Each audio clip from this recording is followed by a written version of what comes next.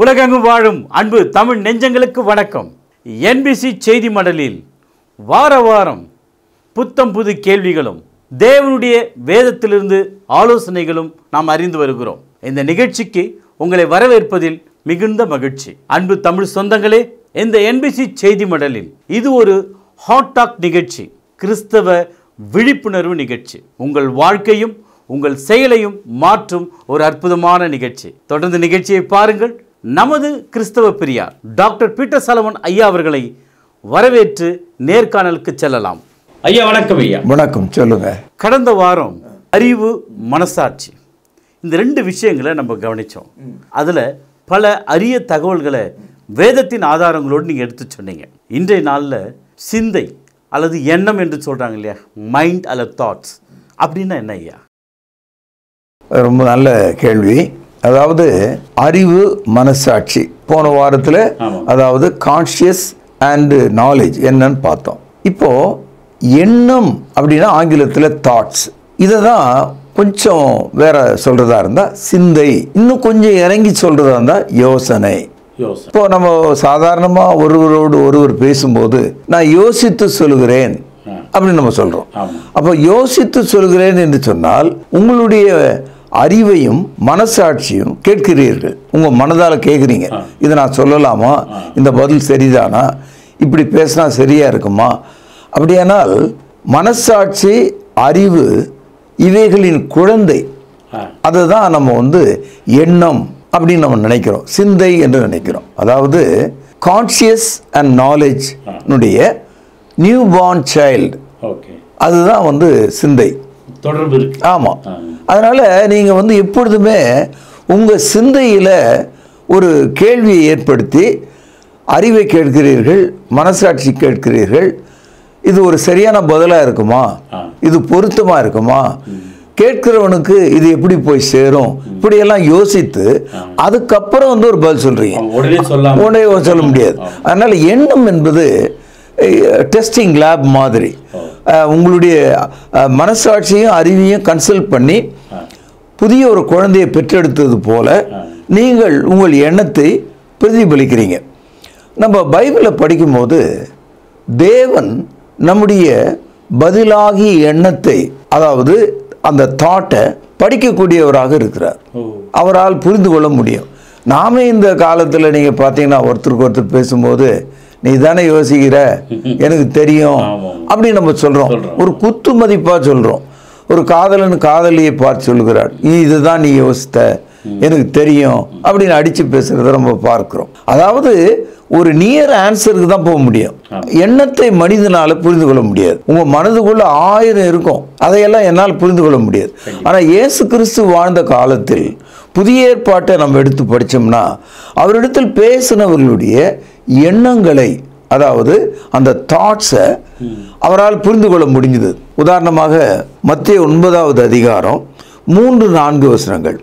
அப்பொழுது வேத பாரகரில் சிலர் இவன் தேவதூஷணம் சொல்கிறான் என்று தங்கள் உள்ளத்திலே சொல்லிக் கொண்டார்கள். இயேசு அவர்கள் நினைவுகளை அறிந்து, நீங்கள் உங்கள் இருதயங்களில் பொல்லாதவைகளை சிந்திக்கிறது என்ன. அதாவது இயேசு கிறிஸ்துக்கு எதிரே இருந்த அந்த வேத பாரகர்கள், பைபிளை பற்றி நன்றாக தெரிந்தவர்கள், பழைய ஏற்பாட்டை, அவர்கள் என்ன நினைக்கிறாங்களாம், இயேசு கிறிஸ்து தேவதூஷணம் சொல்லுகிறார். அதற்கு இயேசு சொல்கிறார், ஏன் இந்த பொல்லாத சிந்தனை, இந்த யோசனை உங்களுக்குள் இருக்கிறது. அப்போ அதை கேட்ட மக்கள் ரொம்ப ஆச்சரியப்பட்டாங்க. நீங்க புதிய ஏற்பாடு முழுவதும் நம்முடைய யோசனைகளையும் சிந்தைகளையும் தேவன் அறிகிறவராக இருக்கிறார். அவரிடத்திலிருந்து தப்பிக்கொள்ள நம்முடைய யோசனைகளுக்கு இடமில்லை. ஒரு கால் நாம் நம்முடைய யோசனைகளை மனைவியினிடத்தில் மறைக்கலாம், கணவனிடத்தில் மறைக்கலாம், சமுதாயத்தின் இடத்துல மறைக்கலாம், காவல் நிலையத்தில் மறைக்கலாம், நீதிமன்றத்தில் மறைக்கலாம். நம்முடைய எண்ணங்களை எங்கே வேணாலும் மறைச்சினே போகலாம். ஆனால் தேவனிடத்தில் மறைக்க முடியாது. அவருடைய சமூகத்தில் நம்முடைய சிந்தனைகளையும் சிந்தனைகளை இரண்டாக அறுத்து பார்க்கக்கூடிய ஆற்றலையும் உடையவராக தேவனும் அவருடைய வார்த்தையும் இருக்கிறது என்று படிக்கிறோம். எபிரேயர் 4வது அதிகாரம் 12வது வசனம். தேவனுடைய வார்த்தையானது ஜீவனும் வல்லமை உள்ளதாயும் ஒன்று, இருபுறமும் கருக்குள்ள எந்த பட்டயத்தினாலும் கருக்கானதாயும் 2, ஆத்துமாவையும் ஆவையும் கணுக்களையும் ஊனையும் பிரிக்கத்தக்கதாக உருவ குத்துகிறதாயும் 3, இருதயத்தின் நினைவுகளையும் கவனிங்க யோசனைகளையும் வகையறுக்கிறதாக இருக்கிறது. இருதயத்தின் நினைவுகளை, ஆமா, இருதயத்தினுடைய நினைவுகளையும் யோசனைகளையும் தனித்தனியாக பிரித்து பார்க்கக்கூடியதாக தேவனுடைய வசனம் இருக்கலாம். அப்போ தேவனும் அவருடைய வசனமும் நம்மை சந்திக்கும் போது நம்முடைய இருதயமும் நம்முடைய யோசனைகளும் அவருக்கு தெரியும். அதை ரெண்டாக வெட்டி பார்க்க முடியும். இப்பெல்லாம் பிரெயின் சர்ஜரி என்று கேள்விப்படுறீங்க. அது ரொம்ப நுணுக்கமான அறுவை சிகிச்சை. மூளையில் ஒரு சின்ன கட்டி அல்லது ரத்தம் எடுத்து செல்லும் நரம்பு வெடித்து விடுகிறது. அதை நுண்ணியமாக அவர்கள் ஆப்ரேஷன் செய்வதை நம்ம பார்க்குறோம். அதுக்கு காரணம் ஒரு பெரிய மைக்ரோஸ்கோப் அங்கே இருக்குது. ஆனால் தேவனுடைய வசனம் என்ன சொல்லுதுன்னா, ஒரு மனிதன் தூரமாக இருக்கும்போது அவருடைய யோசனைகளையும் நினைவுகளையும் கூறு போட்டு பார்க்கக்கூடியதாக தேவனுடைய வார்த்தை இருக்கிறது என்று பார்க்கிறோம். அதனால் தேவனுடைய சமூகத்தில் ஒரு மனிதன் வந்து நிற்கும்போது அவனுடைய இருதயத்தின் யோசனைகளையும் நினைவுகளையும் தேவன் அறிந்திருக்கிறார். இதனால தான் நாம் ஒரு ஜீவனுள்ள தேவனை கிறிஸ்தவத்தில் பார்க்கிறோம். கிறிஸ்தவம் ஒரு ஜீவனுள்ள தேவனை போதிக்கிறதுனால நம்முடைய பாவங்களை குறித்து நாம் கவலைப்பட்டு மனம் திரும்பி அறிக்கையிட்டு தேவ சமூகத்தில் இருக்கிறோம். நம்முடைய பாவங்களையும் யோசனைகளையும் ஒழித்து கொள்ள முடியாது. சில மனிதர்கள் வாழ்க்கையில் இருதயத்திலும் ஒழித்து வைப்பார்கள், வீட்டிலும் ஒழித்து வைப்பார்கள். எவ்வளோ வீட்டை தேடினாலும் இவன் எங்கே ஒழிச்சு வச்சான்னு தெரியாது. அது ஒரு புத்திசாலித்தனம்.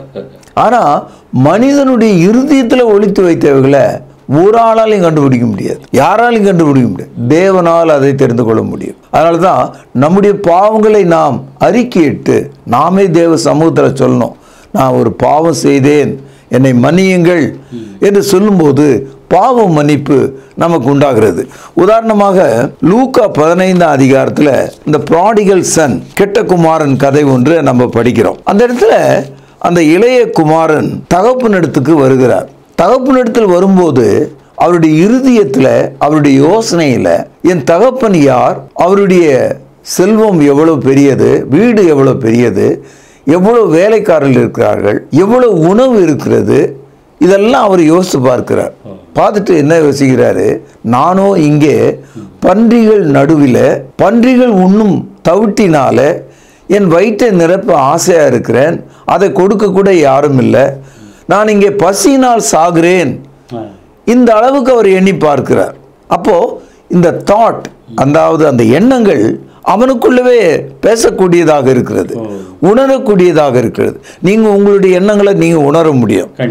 ஆனால் விருப்பமானா நீங்கள் எனக்கு சொல்லலாம், ஆனால் உள்ளவே மனசுக்குள்ளே நீங்கள் வச்சிருக்கலாம். அதான் பொதுவாக நம்ம மத்தியில் நடக்குது. பாருங்கள், லூக்கா 15ஆவது அதிகாரம் 18ஆவது வசனம், நான் எழுந்து என் தகப்பனிடத்திற்கு போய், தகப்பனே, பரத்துக்கு விரோதமாகவும் உமக்கு முன்பாகவும் பாவம் செய்தேன், இனிமேல் உம்முடைய குமாரன் என்று சொல்லப்படுவதற்கு நான் பாத்திரன் அல்ல என்றான்.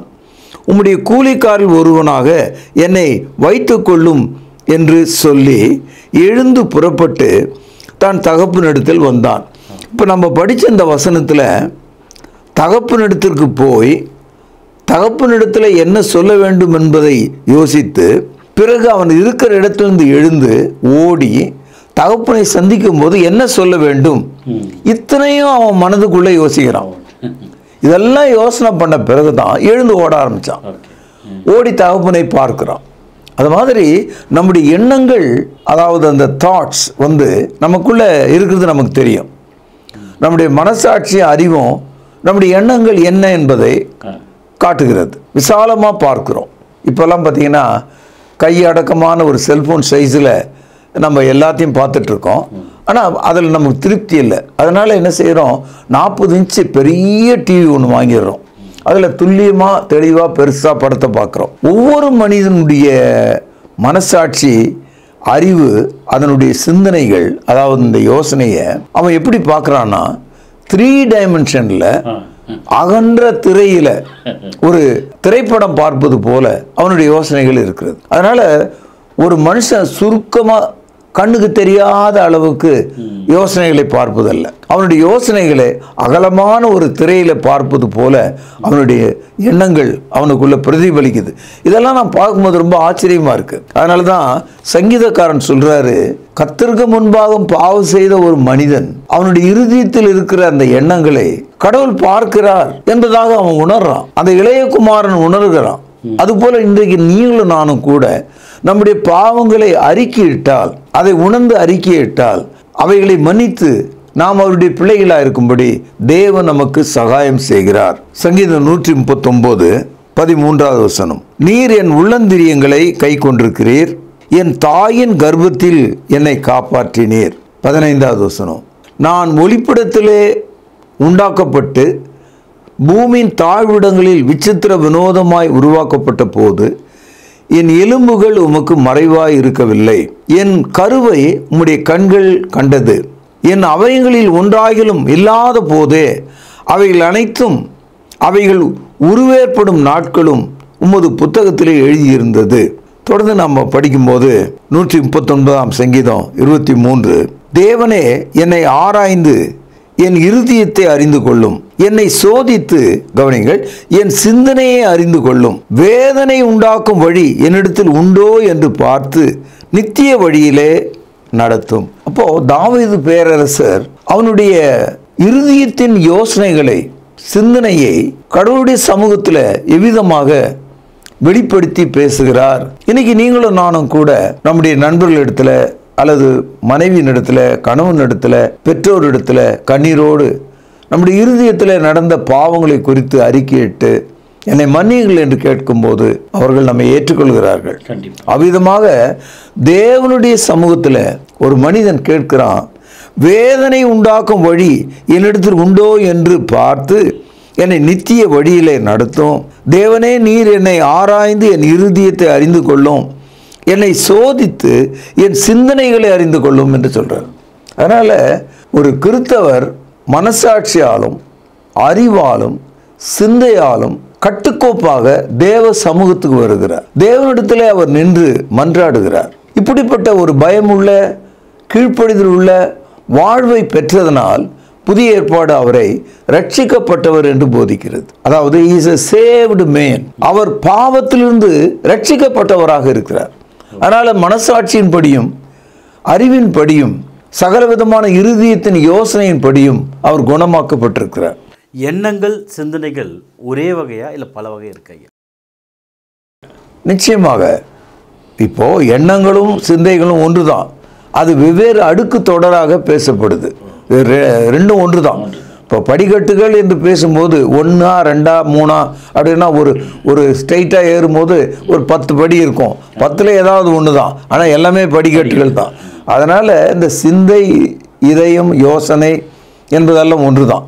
அதாவது மனசாட்சி, அறிவு இவைகளின் குழந்தையாக சிந்தை இருக்கிறது. இந்த சிந்தை நமக்கு ஒரு திட நம்பிக்கை தருது. ஒருத்தரிடத்தில் பேசும்போது என்ன பேச வேண்டும் என்ற முடிவெடுக்கும் ஆற்றலை இந்த சிந்தை நமக்கு வெளிப்படுத்துது. ஒரு பழக்கடையில் போகிறோம், கண்ணு பார்க்குது, எதை வாங்க வேண்டும் என்ற ஒரு முடிவு எடுக்கும்போது அந்த சிந்தை உனக்கு அந்த வாழையை வாங்கு, அந்த மாம்பழத்தை வாங்கு, அது அழுகல், இது நன்றாக இருக்கிறது, இது இன்னும் கனியவில்லை என்ற தீர்மானத்தை உங்களுக்கு தருகிறது. அதுபோல் சிந்தை ஒரு பகுத்தறிவாக இருக்கிறது. இப்படி சொல்லலாம், சிந்தை ஒரு பகுத்தறிவாக இருக்கிறது. தேவனுடைய வார்த்தை நம்முடைய இருதயத்தின் யோசனைகளையும் சிந்தையும் வகையறுக்கிறதாக இருக்கிறதாம். It's like a laser blade cuts between your thoughts and your mind. ஆகவே உங்கள் இருதயத்தையும் உங்கள் யோசனைகளையும் வகையறுக்கக்கூடியதாக தேவனுடைய வார்த்தை இருக்கிறது. தேவன் அப்படி இருக்கிறார். அப்படியானால் ஐயா, ஒரு மனிதனுடைய சிந்தை அவனுக்கு நரகமாக தனக்குத்தானே மாறிவிடாது ஐயா? நிச்சயமா. இப்போ நம்ம இந்த வெளிச்சத்தில் இருக்கிறோம். இப்போ வெளிச்சம் கட்டான உடனே நம்ம இருளில் உட்காந்துருவோம். அது மாதிரி பாவத்தினுடைய மிகுதியினால ஒரு மனிதனுடைய சிந்தை பிளாக் அவுட் ஆகிடுது. கம்ப்ளீட் டார்க்னஸ் தாங்க இருக்கும். பாருங்கள், எபேசியர் 4வது அதிகாரம் 18வது வசனம், அவர்கள் புத்தியிலே அந்தகாரப்பட்டு தங்கள் இருதய கடினத்தினால் அவர்கள் இருக்கும் அறியாமையினாலே தேவனுடைய ஜீவனுக்கு அந்நியராயிருந்து உணர்வில்லாதவர்களாய் சகலவித அசுத்தங்களையும் ஆவலோடு நடப்பிக்கும்படி தங்களை காம விகாரத்துக்கு ஒப்பு கொடுத்திருக்கிறார்கள். அதாவது இந்த காமம் தலைக்கு ஏறி விடும்போது அம்மா பார்க்க மாட்டான், அக்காவை பார்க்க மாட்டான், தங்கச்சி தெரியாது, இந்த சமுதாயத்தில் யார் என்னன்னு கூட தெரியாது. ஆக மனிதன் மிருகமாக மாறி விடுகிறான். மனுஷன் மாம்சமும் விரும்பினவைகளை தகாத விதமாக அனுபவிக்க துடிக்கிறான். காரணம் என்னன்னா, அவன் புத்தியிலே அந்தகாரப்பட்டு இருதயம் கடினமாய் போய்விட்டது. they were darkened in their heart, in their mind. அதாவது அவருடைய சிந்தனையில் இருள், வெளிச்சமே இல்லை. அதனால அவன் ஒரு இருத்தலை கொள்ளி, மற்ற இடத்துக்கு 2 பக்கமும் அடி அப்படின்ற அளவுக்கு அவளுடைய பழக்கம் வந்து விடுகிறது. நீங்கள் பார்த்தீங்கன்னா முழு குடும்பம் 2 நாள் பட்டினியாக இருந்தாலும் குடிக்காரன் கிடைச்ச காசை குடிக்கிறதுக்கு போறாரு. அப்போ அவருடைய மனசாட்சி என்னாச்சு, அவருடைய அறிவு என்னாச்சு, அவருடைய எண்ணங்கள் என்னாச்சு? அது வரவே இல்லை, ஞாபகமே வரல. நிறைய பேர் கணவனையும் மனைவியும் விட்டுட்டு ஓடி போற மக்களை பார்க்கிறோம். குழந்தைகள் கூட இருக்கும், இன்னொருத்தரோட போய் வாழ்ந்துன்னு இருப்பாங்க. அப்படிப்பட்டவர்களுடைய மனதில் நமக்கு ஒரு கணவன் இருந்தார், குழந்தைங்க இருந்ததுன்னு அந்த பொண்ணுக்கு ஞாபகமே வராது, அந்த ஆணுக்கு ஞாபகமே வராது. இப்போ ஞாபகம் வராத அளவுக்கு அவர்களுடைய மனது கேடாய் போச்சு. இப்படி கேடாய் போனதுனால இந்த சமுதாயமே ஒரு கேடாக போன ஒரு நிலைக்கு தள்ளப்படுது. எல்லா மனிதருடைய எண்ணங்களும் இருதயத்தின் யோசனைகளும் தவறாகவே போகும்போது திருத்த முடியாத ஜென்மங்களாக மக்கள் சமுதாயம் மாறிவிடுகிறதை பார்க்கிறோம். ஐயா, இப்படி பார்க்கும்போது இதனால தான் தேவன் கேடான சிந்தைக்கு ஒப்பு கொடுத்தாரா? கண்டிப்பாக. உதாரணமாக இப்போ நம்ம திருத்த முடியாத ஒரு நிலைக்கு ஒருவரை பார்த்தோம்னா, அவரை திருத்தவே முடியாது அவ்வளோதான் அப்படின்ற நிலைக்கு வரும்போது, திருந்தாத அந்த கணவனை விட்டு மனைவி தாய் வீட்டுக்கு போயிடுறான், அல்லது திருந்தாத மனைவியை விட்டு அந்த கணவன் தற்கொலை செய்து கொள்கிறான். அதுக்கு வழியே இல்லைன்ற நிலைமை வரும்போது, அதே போல தான் பாவத்தின் வஞ்சனையினால கடினத்தினால காமத்தின் உச்சிக்கு போன மனிதர்களை, உதாரணமாக சோதேம் குமாரா பாருங்க, என்டையர் சிட்டியை ஆண்டவர் அப்படியே விட்டார். பாவத்துக்கு அவர்களை ஒப்பு கொடுத்தார், துர்மனசாட்சிக்கு அப்படியே விட்டு விட்டார் அவர்களை.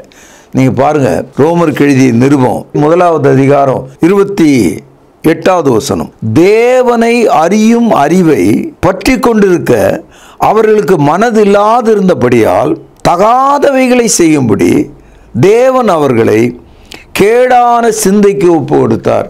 இதை படிக்கும்போது கடவுள் அந்த மனிதனை ஃபோர்ஸ் பண்ணி கட்டாயப்படுத்தி இந்த கேடான சிந்தையில் நீ இரு சொன்னதாக நீங்கள் நினைச்சிடக்கூடாது. இந்த வசனத்துடைய அர்த்தம் என்னன்னா, அவன் கேடான சிந்தைக்கு போய் திரும்பாத நிலைக்கு போய் திரும்பவே மாட்டேன் என்று முடிவு எடுத்து விடும்போது தேவன் அவனை விட்டு விட்டார், அவனை நரகத்தின் மக்களாக விட்டு விட்டார். இந்த இடத்துல man debased in his mind, அதாவது அவருடைய மனம் என்ற அந்த இடத்துல, யோசனை என்ற இடத்துல முற்றிலுமாக இருள் அடைந்து விட்டதுனால, இப்போ நம்ம வீட்டில் பல்ப் எரியுது, ஏதோ ஒரு இதில் ஃபியூஸ்ன்னு சொல்லுவாங்க, எரிஞ்சு அது முடிஞ்சிடும். அப்போ நம்ம அந்த பல்பை என்ன செய்வோம், தூக்கி எரிஞ்சிரும், இனி அது பயணம் இல்லை. அப்போ தூக்கி எரிஞ்ச அந்த பொருள் நீ தானே என்னை தூக்கி போட்டேன்னு சொல்லக்கூடாது, ஏன்னா உன்னால் எந்த பயனும் இல்லை. அது மாதிரி கேடான சிந்தைக்கு தேவன் அவர்களை ஒப்பு கொடுத்தார். அது தனி மனிதனாக இருந்தாலும் சரி, ஒரு குடும்பமாக இருந்தாலும் சரி, ஒரு தேசமாக இருந்தாலும் சரி, God can leave them to the debased mind. அவர்கள் மனதினால் முழுவதும் அழிந்து அவர்கள் விலக்கப்படத்தக்கதாக, அவர்கள் சென்ற இடத்திலேயே அவர்கள் இருக்கத்தக்கதாக தேவன் அவர்களை விட்டு விடுகிறார். நான் போன வாரத்தில் கூட உங்களுக்கு சொன்னேன், ஒரு சின்ன பையன் அவங்க அம்மா கூட கடைக்கு வரேன்னு ரொம்ப தொல்லை கொடுக்குறான். அம்மா சொல்கிறாங்க வரவே வேண்டாம் அப்படின்றாங்க, ஆனால் விடாமல் வராமல். அம்மா சொன்னாங்க வீட்டை பார்த்துக்க, அப்பா வருவாங்க, நான் கடைக்கு போயிட்டு வரேன்னு போய் முதல் தெருவை திரும்பும்போது தெரு முனையில் அவன் நிற்கிறான், போ வீட்டுக்குன்னு சொன்னாங்க. மறுபடியும் அடுத்த தெருவாண்ட போனால் அங்கே இருக்கிறான், அவனை கூப்பிட்டு ஒரு அடி கொடுத்து வீட்டுக்கு போன்னு சொன்னாங்க. திருப்பி 3வது 4வது தெரு தாண்டும் போது அங்கே போய் நிற்கிறான்.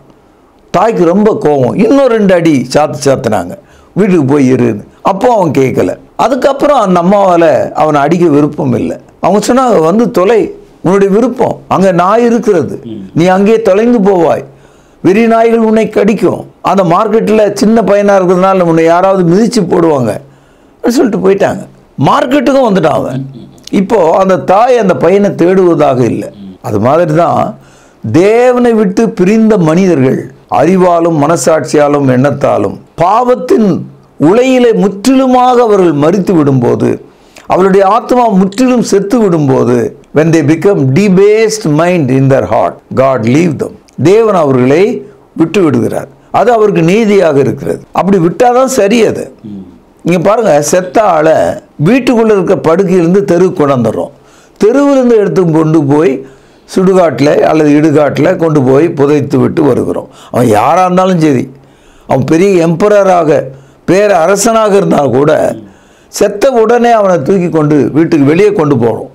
அது மாதிரி மனசாட்சியிலே செத்து போனவர்கள், அறிவிலே செத்து போனவர்கள், தங்கள் எண்ணங்களால் செத்து போனவர்களை நம்முடைய உடல் வெளியே தள்ளி விடுகிறது. அதனால் இதுதான் ஆங்கிலத்தில் டீபேஸ்ட் மைண்டுனா, அந்த இருதயத்தில் ஏறி வருவதற்கு, அந்த கணத்திலிருந்து ஏறி வருவதற்கு, அந்த ஆழத்திலிருந்து ஏறி வருவதற்கு, அந்த இருளிலிருந்து வெளியே வருவதற்கு கொஞ்சம் கூட வாய்ப்பே இல்லை. அப்படின்னா என்ன செய்ய முடியும்? அதான் டீபேஸ்ட் மைண்ட். அதனுடைய முடிவு தான் என்ன? அதுக்கு என்ன நியாய தீர்ப்பு தான் அவங்களுக்கு நியாய தீர்ப்பு தான். ஐயா, இந்த சிந்தை மனதின் உள்ளுக்குள்ளே இருக்குது. இது ஒரு கேடான சிந்தைன்றது எப்படியா நான் புரிஞ்சிக்க முடியும்? தாராளமாக நம்முடைய வாழ்க்கையில் நம்ம மூக்கு வழியாக வாசனையை தெரிஞ்சுக்கிறோம், கண் வழியாக காட்சிகளை தெரிந்து கொள்கிறோம், காது வழியாக சத்தத்தை தெரிந்து கொள்கிறோம். நம்முடைய யோசனை வழியாக நம்முடைய யோசனை சரியானதா இல்லையா என்பதை நமக்கே தெரியும். we can understand and we can judge our thought. நமக்கு தெரிஞ்சிடும் அது நம்ம செய்தது தவறுன்னு. யாராவது ஒருத்தர் ஆள் நம்ம இருக்கிற அறையில் ஏதோ ஒரு நாற்றத்தை கொண்டு வருகிறாருன்னு வச்சுங்க, நம்ம எல்லாரும் கேட்போம், எவன்டா மெரிச்சிட்டு வந்தான் இங்கேன்னு கேட்குறோம் இல்லையா? அப்போது ஒரு ஆளுடைய பிரச்சனை அந்த அறை முழுவதும் பாதிப்பு உண்டாக்கக்கூடியதாக இருக்கிறது. பாருங்க, மார்க் எழுதிய சுவிசேஷம் 7வது அதிகாரம் 21 வாசிக்கிறேன், கவனியுங்கள். எப்படி எனில், மனுஷருடைய இருதயத்துக்குள்ளிருந்து, முதல்ல கவனிங்க, பொல்லாத சிந்தனைகளும், அதுதான் ஈவில் தாட்ஸ்ன்றான், பொல்லாத சிந்தனைகளும், அடுத்தது பாருங்க விபச்சாரங்களும், அதாவது நம்முடைய காமத்தினுடைய உச்ச நிலை, கொடுமையான நிலை, விபச்சாரங்களும், அடுத்தது வேசிதனங்களும். விபச்சாரம் என்பது சரீரத்துக்கு வெளியே இன்னொருவரோடு, வேசிதனம் என்பது கணவன் மனைவியாக இருக்கும்போதே இன்னொரு தவறான வாழ்க்கையை தேடுவது. அடல்ட்ரி, ஃபார்னிகேஷன்றது வெவ்வேறான வார்த்தைகள், வெவ்வேறான உறவுகள். அது ஆகவே விபச்சாரங்களும் வேசிதனங்களும், அடுத்தது பாருங்க கொலை பாதகங்களும், அப்புறம் களவுனா திருடுறது, பொருளாசைகளும், துஷ்டதனங்களும், கபடும், காம விகாரமும், வன்கண்ணும், தூஷணமும், பெருமையும், மதிகேடும் புறப்பட்டு வரும். பொல்லாங்கானவைகளாகிய இவைகளையெல்லாம் உள்ளத்திலிருந்து புறப்பட்டு மனுஷனை தீட்டுப்படுத்தும் என்றார். இங்கே ஒரு லிஸ்ட்டை நீங்கள் பார்த்தீங்க. நம்முடைய யோசனையிலிருந்து என்னென்ன புறப்படுகிறது, இது மனுஷனுக்குள்ள லோடானாவே அவன் செத்தவன் தான் தேவனுடைய பார்வையில். அவன் செத்த மனிதனாக இருக்கிறான். இந்த மனிதனை காப்பாற்ற வேண்டுமானால் ஒரே ஒரு மருந்து, இயேசு கிறிஸ்துவின் ரத்தம் சகல பாவங்களை நீக்கி நம்மை சுத்திகரிக்கிறதாக இருக்கிறது. அது எப்பேற்பட்ட பாவம் வந்தாலும் சரி, நாம் ஆண்டவரிடத்தில் திரும்பும்போது அது நம்மை சுகமாக்கக்கூடியதாக இருக்கிறது.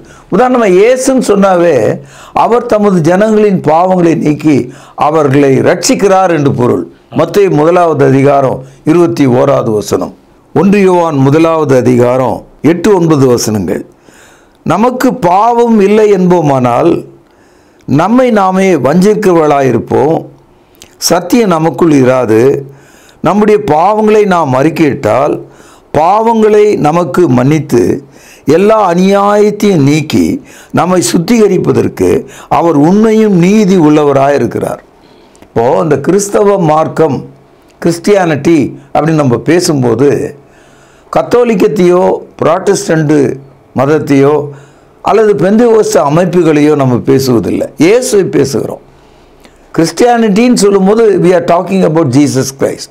அப்போ இயேசு நமக்கு என்ன செய்கிறார் என்பதை கிறிஸ்துவம் போதிக்கிறது. அப்போ ஒவ்வொரு பாவியான மனிதனை பார்த்து நாம் அந்த கிறிஸ்துவை போதிக்கிறோம், பாவ மன்னிப்பை போதிக்கிறோம், அவனுடைய இருதயம் சுத்தமாகும்படி அவன் பாவ அறிக்கை செய்யும்படியாக நம்ம அவனுக்கு சொல்கிறோம்.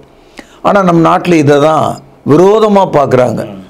இதை வேற ஒரு வார்த்தையை பயன்படுத்துகிறாங்க, மத மாற்றம், கன்வர்ஷன் என்று சொல்கிறாங்க. உண்மையிலேயே எதிலிருந்து எதை மாற்றுறாங்கன்னா, பாவியான மனிதன் அவனுடைய இருதயத்திலிருந்து, அவனுடைய எண்ணங்களிலிருந்து, அவனுடைய அறிவிலிருந்து, அவனுடைய மனசாட்சியிலிருந்து கரையேறி வரும்படியாக, அவனை மாற்றும்படியாக, இயேசுவின் ரத்தம் அவன் உள்ளத்திலே தெளிக்கப்படத்தக்கதாக, கர்த்தருக்கு பயந்து அவனை நடக்கத்தக்கதாக அவனை ஏவுவது தான் கிறிஸ்தவ மார்க்கம். கிறிஸ்தவம் என்பது teaching the forgiveness of sin. எல்லா கொடிய பாவங்களும் நம்முடைய இருதயத்திலிருந்து எழும்பி அது நம்முடைய எண்ணங்களின் வழியாக வெளியேறுகிறது. இப்போ நம்ம மார்க் சுவிசேஷம் 7ஆம் அதிகாரத்தில் படித்தோம், எத்தனை வகையான பாவம். இந்த பாவம் என்கிட்ட இல்லைன்னு சொல்லக்கூடிய ஆள் யாராவது இருக்காரா? ஏதாவது ஒன்று அவர்களில் இருக்க தான் செய்யும். பெருமை நம்ம நினைக்கிறோமே, அதை மக்கள் எப்படி யோசிக்கிறாங்க, அது அவனுடைய தனி உரிமைன்னு நினைக்கிறாங்க. முட்டாள்தனம்னு நினைக்கிறோமே, அது அவனுடைய பலவீனம்னு நினைக்கிறாங்க. முட்டாள்தனமும் மதிகேடு, பெருமையும் ப்ரைடு, ரெண்டும் கூட நம்முடைய எண்ணங்களிலிருந்து வெளிப்படும் பாவங்கள் தான் என்று பைபிள் சொல்லுது. ஆகவே மனுஷனுடைய விபச்சாரங்களும் வேசித்தனங்களும் மட்டுமல்ல, காமம் மட்டுமல்ல, சகல விதமான திருடு, கொலை, சகல அக்கிரமங்கள் அனைத்தும் நம்முடைய இறுதியில் தான் புறப்படுது. அது மனுஷனை தீட்டுப்படுத்துகிறது என்று சொல்றார். கிறிஸ்துவின் சிந்தை என்ன? கிறிஸ்துவின் சிந்தைன்னு சொன்னா ஒரு புதிய மனிதனாக கிறிஸ்துவனுடைய வார்த்தையின்படி வாழ்கிற ஒரு வாழ்க்கை, அதுதான் கிறிஸ்துவின் சிந்தை. கிறிஸ்து இயேசுவில் இருந்த சிந்தையே உங்களில் இருக்க கடவுது அப்படின்னு பைபிள் சொல்லுது. அப்படி இருந்தா அந்த மனிதன் ஒரு புதிய சிருஷ்டியாக இருக்கிறானா. 2 கொரிந்தியர் 5ஆவது அதிகாரம் 17ஆவது வசனம். இப்படி இருக்க ஒருவன் கிறிஸ்துவுக்குள் இருந்தால் புது சிருஷ்டியாக இருக்கிறான், பழையவைகள் ஒழிந்து போயின, எல்லாம் புதிதாயிற்று. If any man in Christ is a new creature, all things are passed away, all become new. அப்போது எண்ணம் சரியானால் அறிவு சரியாகும், அறிவு சரியானால் மனசாட்சி சரியாகும். ஆக மனசாட்சி, அறிவு, எண்ணங்களை ஒரு நேர்கோட்டில் கிறிஸ்து கொண்டு வருகிறார். ஒரு புதிய சிருஷ்டியாக உன்னை மாற்றுகிறார், ஒரு புதிய படைப்பாக உன்னை மாற்றுகிறார். கிறிஸ்துவுக்குள் உன்னை அந்த பாதுகாப்பு வட்டத்துக்குள்ளே அவர் கொண்டு வந்து சேர்க்கிறார். இப்போது நான் என்னுடைய எண்ணங்களை சீரானாலும் என் மேலே மழையும் காற்றும் தூசியும் எல்லா அசுத்தமும் வீசத்தான் செய்யும். கிறிஸ்துக்குள்ளே நாம் வந்துடும் போது எப்படி ஒரு கொடை மழையில் நம்மை சிறிய அளவில் காப்பாற்றுது, அப்போ ஒரு பாதுகாப்புக்குள்ளே நம்ம வந்துடும் போது தேவன் நம்மை ரட்சிக்கிறார், முற்றிலுமாக இயேசு கிறிஸ்துக்குள்ளே ரட்சிக்கிறார். ஐயா, அப்படிதானே இது டிபேஸ்ட் மைண்டாக இருக்கும் போல இருக்கு ஐயா. இதுதான் கேடான சிந்தை என்பது இதுதான். நீங்கள் ரோமர் உங்களுக்கு வீட்டில் ஒரு புதிய ஏற்பாடு தான் படிச்சிங்கன்னா 29ஆம் வசனத்தில் இந்த டிபேஸ்ட் மைண்ட் என்ன செய்தான், அவர்கள் சகலவித அநியாயத்தினாலும் வேசித்தனத்தினாலும் துரோகத்தினாலும் பொருளாசையினாலும் குரோதத்தினாலும் நிறையப்பட்டு பொறாமையினாலும் கொலைகளினாலும் வாக்குவாதங்களினாலும் வஞ்சகத்தினாலும் வன்மத்தினாலும் நிறைந்தவர்களாய் புறம் கூறுகிறவர்களுமாய் அவதூறு பண்ணுகிறவர்களுமாய் தேவ பகஞ்சருமாய் துராகிருதம் பண்ணுகிறவர்களுமாய் அகந்தை உள்ளவர்களுமாய் வீம்புக்காரருமாய் பொல்லாதவைகளை யோசித்து பிணைக்கிறவர்களுமாய் பெற்றோருக்கு கீழ்ப்படியாதவர்களுமாய் உணர்வில்லாதவர்களுமாய் உடன்படிக்கையை மீறுகிறவர்களுமாய் சுவாப அன்பில்லாதவர்களுமாய் இணங்காதவர்களுமாய் இரக்கமில்லாதவர்களுமாய் இருக்கிறார்கள். இப்படிப்பட்டவர்கள் மரணத்துக்கு பாத்திரர்களாய் இருக்கிறார்கள். Once God deliver a man to the debased condition, இந்த கண்டிஷனுடைய அடையாளம் இதுதான். நீங்கள் இந்த பைபிளை படிச்சீங்கன்னா பெற்றோருக்கு கீழ்ப்படியாமல் இருப்பதும் சாதாரணமாக நாம் நினைக்கிற புறங்கூறுதல், ஒருத்தனை பற்றி ஒருத்தனை பேசுகிறோமே, ஒத்து போகாமல் இருக்கிறது, இணங்காதது, நீங்கள் பார்த்தீங்கன்னா சென்சபிளாக தேவனுடைய வார்த்தை பேசுது, துல்லியமாக பேசுகிறது. கடைசியில் சொல்கிறாரு, இப்படிப்பட்டவைகளை செய்கிறவர்கள் மரணத்துக்கு பாத்திரர்களாக இருக்கிறார்கள். அப்போது ஒரு மனிதனுடைய மனசாட்சி, அறிவு, மனம் முற்றிலுமாக இருள் அடையும் போது அவர்கள் மரித்தவர்கள், செத்தவர்களாக இருக்கிறாங்க தேவனுடைய பார்வையில். ஐயா, இன்றைய என்பிசி செய்தி மடலினுடைய ஹாட் டாக் நிகழ்ச்சி மிக மிக அருமையாக, நேர்த்தியாக, பிரயோஜனமுள்ளதாக இருக்கு ஐயா. எவ்வளோ பெரிய அரிய தகவல்களை, வேதத்தின் புதைப்பொருள்களை எடுத்து சொன்னீங்க. ரொம்ப நன்றிங்க ஐயா. வணக்கம். என்ன நேயர்களே, மனசாட்சி, அறிவு, எண்ணம் நமக்கு அழகாக இருக்கும் என்றால் நாம் கிறிஸ்துவின் சிந்தையில் ஒரு புது சிருஷ்டியாய் இருப்போம் என்பதை பைபிளின் துணை கொண்டு ஐயா அவர்கள் நமக்கு விளக்கி சொன்னார். தொடர்ந்து நிகழ்ச்சியை பாருங்கள், அநேகருக்கு இந்த நிகழ்ச்சியை அறிமுகம் செய்யுங்கள். அதுவரை உங்களிடமிருந்து விடைபெறுவது உங்கள் அன்பு அறிவிப்பாளன் சார்லஸ் எஸ் குணசேகரன். நன்றி, வணக்கம். தொடர்பு கொள்ள வேண்டிய முகவரி: திருமறை நேரம், 58 சர்ச் தெரு, குமரன் நகர், சென்னை 6,82,000. செல்போன் 9385500882.